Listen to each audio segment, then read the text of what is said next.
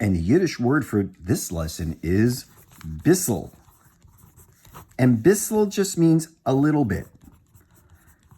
Just like today, I'm going to teach you a little bit more on how to find the roots of a quadratic. So this is similar to the quadratic that's in question number 81 in your textbook. And I want to go through a way how to solve this without having to do this x plus 2 squared part and then combining it with the -9.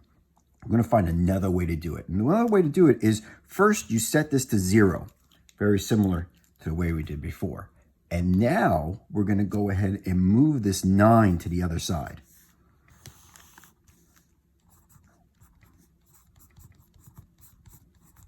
At this point, we need to get rid of this squared.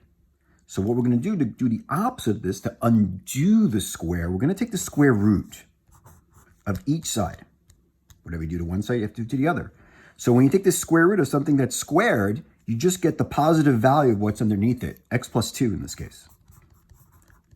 And the square root of 9, if you remember, it's 3, but it's also -3. And this is crazy important for quadratics.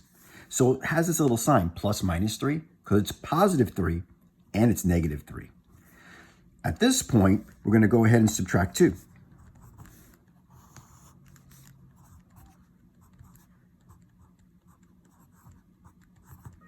So our answer is going to be positive 3 minus 2 and -3 minus 2.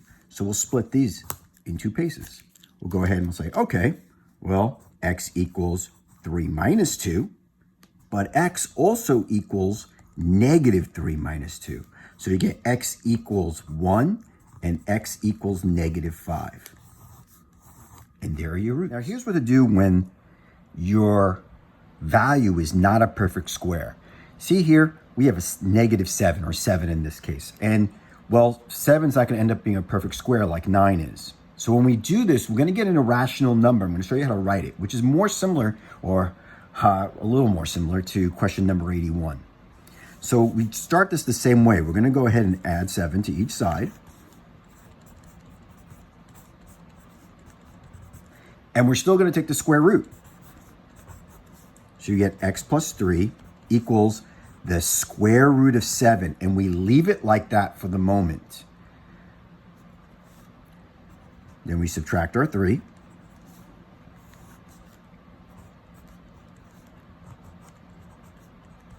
So our answer is going to be whatever the square root of 7 is minus 3. But it's going to be that positive value and that negative value. So right now, we can even leave it like this as the more exact answer to the roots. Because this is an irrational number, it's like pi, it doesn't end, it keeps going on and on. So when you get the answer here, you don't want to write out the whole thing. So this is as exact as you can get right now. But for our purposes, you want to see kind of where the roots are approximately. So what we're going to do is split this in two. We're going to say x is equal to, well, the square root of 7. So we go ahead and define the square root of 7. We're going to turn on our calculator. And we're going to go ahead and take the square root of 7. And if you're using one of these calculators, you need to hit this button over here in order to get the decimal. And we're just going to use the first 3 digits, 2.646, because we're rounding up over here. So we got a positive 2.646 minus 3, and we have a negative 2.646 minus 3.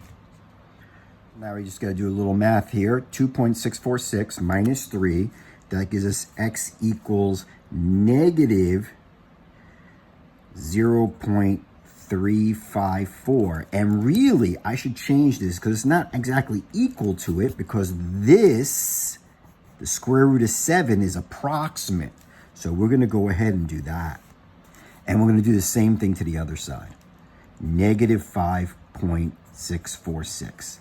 And these are our approximate roots. These are the approximate roots. X is approximately negative 354 thousandths and positive 5 646 thousandths. You now know everything you need to know to go ahead and solve number 81. and any future questions that happen to be about that.